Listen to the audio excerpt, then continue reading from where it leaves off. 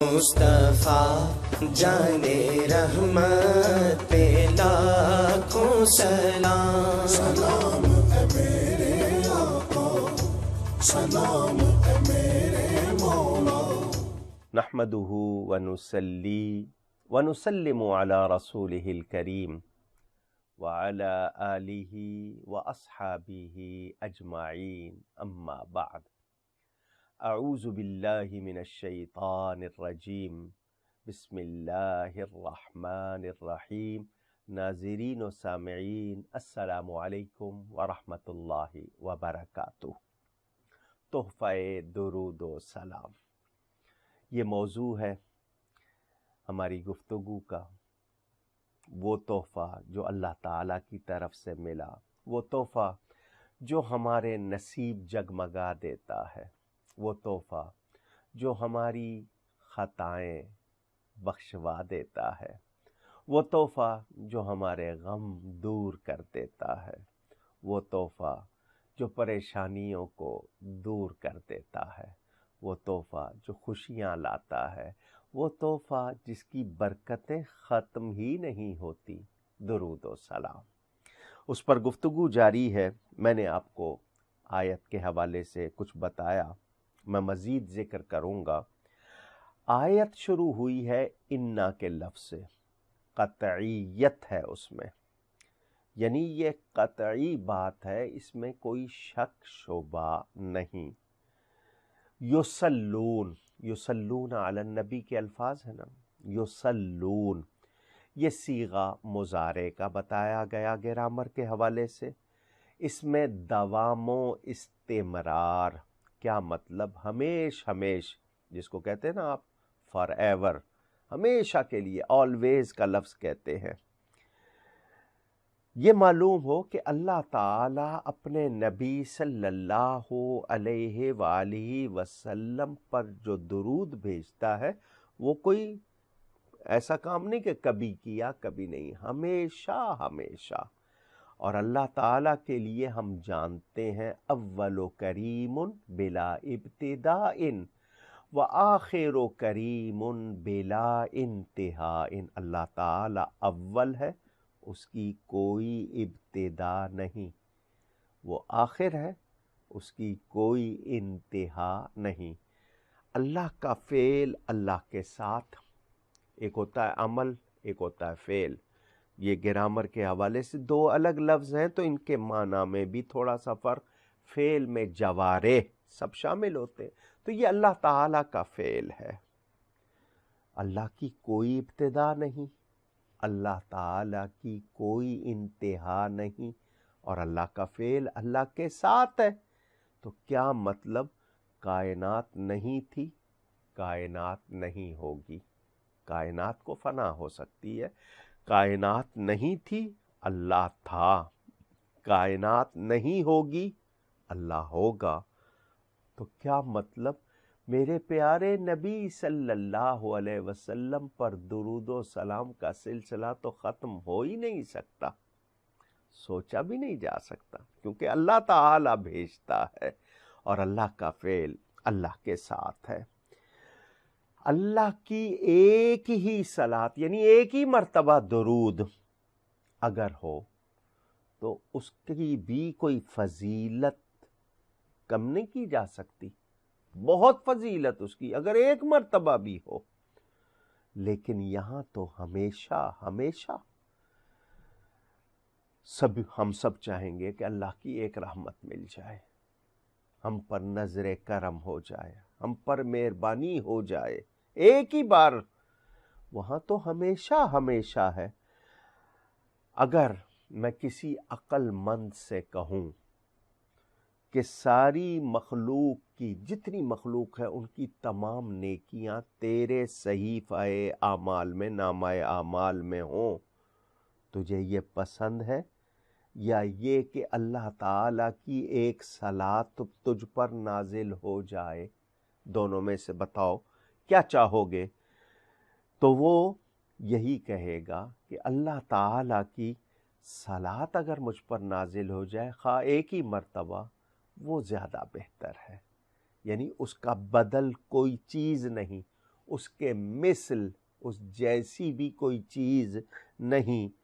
تو اب اندازہ کیا جائے، ہم ایک کے لیے یہ کہیں کہ تمام مخلوق کی نیکیاں میرے نامہ اعمال میں ہوں، میں اس سے زیادہ چاہوں گا کہ اللہ کی ایک صلات مجھ پر نازل ہو جائے۔ تو جس ہستی پر مسلسل ہمیشہ ہمیشہ صلات ہو رہی ہے، اس کی شان کا میں اور آپ کوئی اندازہ کر سکتے ہیں؟ ان کے مرتبہ و مقام کا کیا کوئی اندازہ کر سکتے ہیں؟ بالآخر یہی کہنا پڑتا ہے، بعد از خدا بزرگ توئی قصہ مختصر۔ وہ پیارے نبی صلی اللہ علیہ وآلہ وسلم کتنی شان والے ہیں، ان کی شان کو میرے رب کے سوا کوئی اور جانتا ہی نہیں۔ تو ان پر ہمیشہ ہمیشہ درود و سلام۔ اب مخلوق کو سوچنا چاہیے کہ ہر ایک کو رب نے شامل نہیں فرمایا اس حکم میں، فرمایا صرف مومن، اہل ایمان، ایمان والوں کو فرمایا۔ تو مومن کو تو ناز کرنا چاہیے اپنے نصیب پر، اپنی قسمت پر، کہ اسے اس فعل کی، اس کام کی سعادت دی گئی ہے۔ کتنا بڑا اعزاز ہے، کتنا بڑا تحفہ ہے، کتنا بڑا انعام ہے۔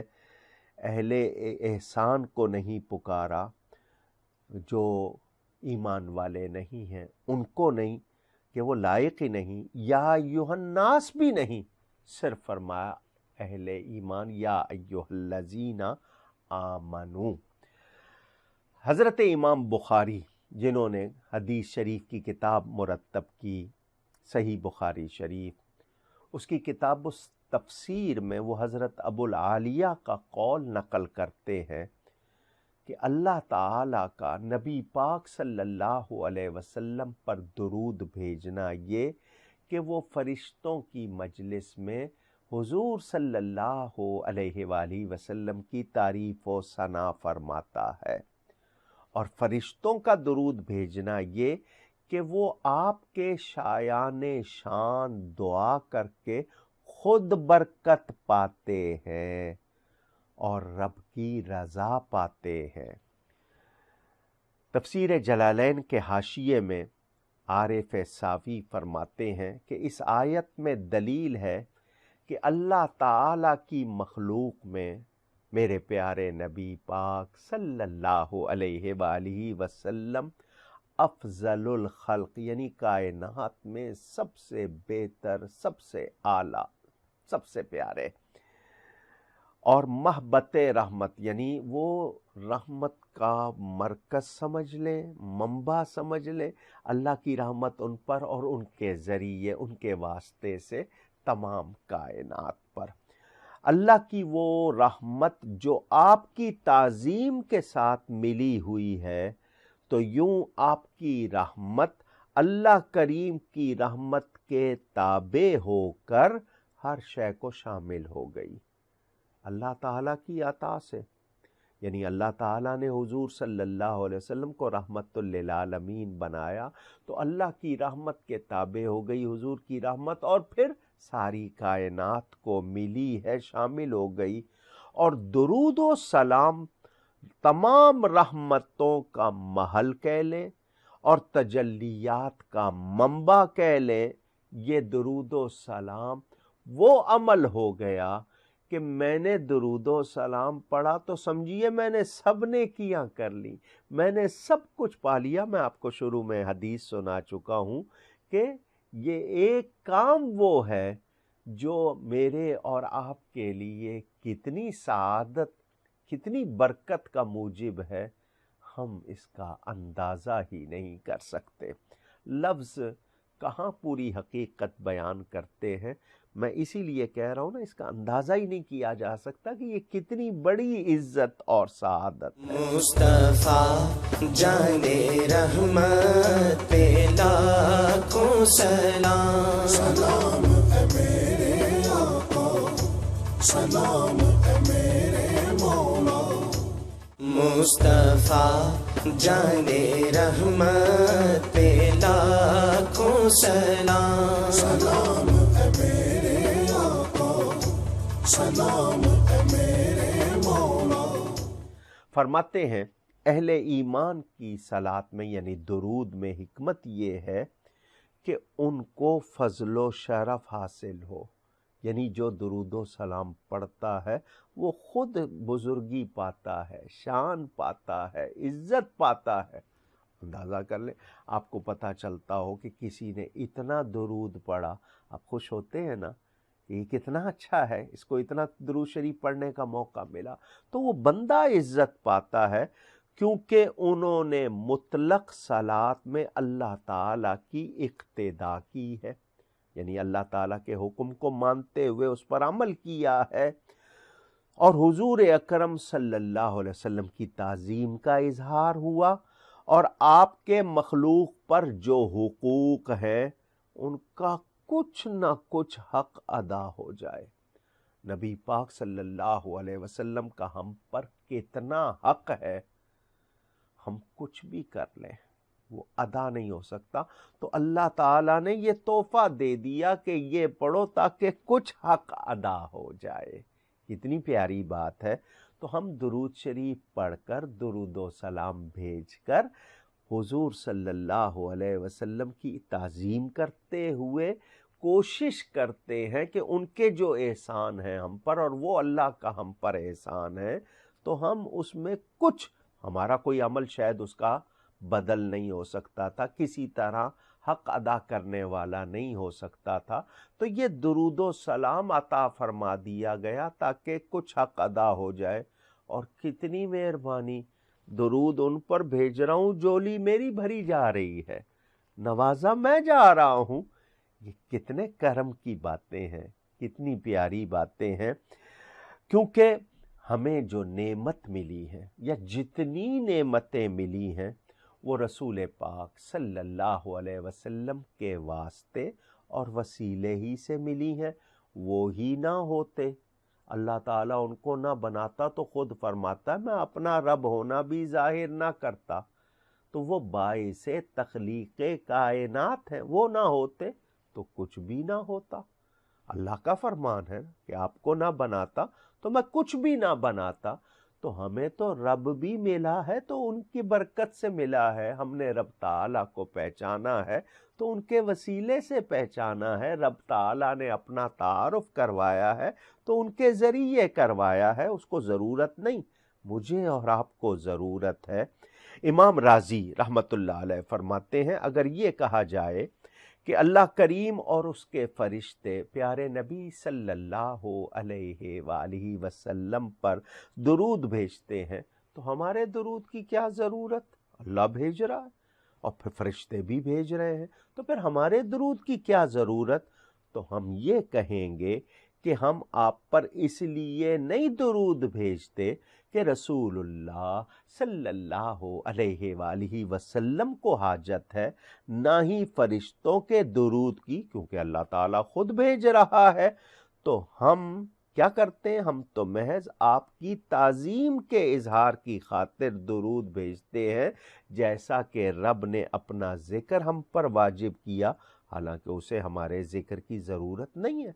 मैं ला इलाहा इल्लल्लाह ना कहूँ, अल्लाहु अकबर ना कहूँ, अल्हम्दुलिल्लाह ना कहूँ, सुभान अल्लाह ना कहूँ, सजदा ना करूँ, उसको कोई ज़रूरत नहीं, वो बेनियाज बेपरवाह अल्लाह ताला, मगर उसने अपना ज़िक्र हम पर वाजिब किया तो उसके इजहार अज़मत के लिए हम पर वाजिब और हम पर शफ़क़त व इनायत ये कि हम ज़िक्र करें तो सवाब पाते हैं, बख्शिश पाते हैं, रब ताला को राज़ी करते हैं।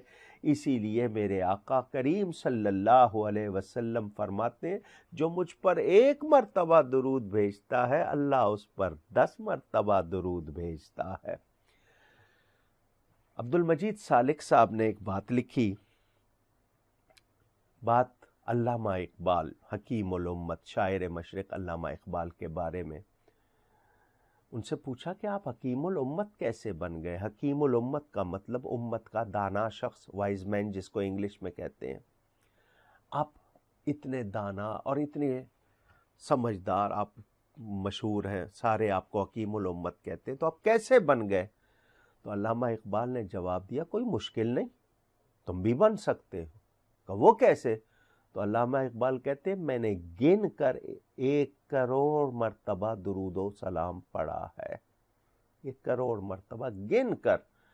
تو یہ اخبار میں بھی بات چھپی، کتابوں میں بھی، تو اندازہ کیجئے حضور اکرم صلی اللہ علیہ وسلم پر درود بھیجنے والا کتنا نوازا جاتا ہے، اور جو جتنا زیادہ، جتنی محبت، جتنے ادب سے بھیجتا ہے اتنا ہی اس پر کرم ہوتا ہے۔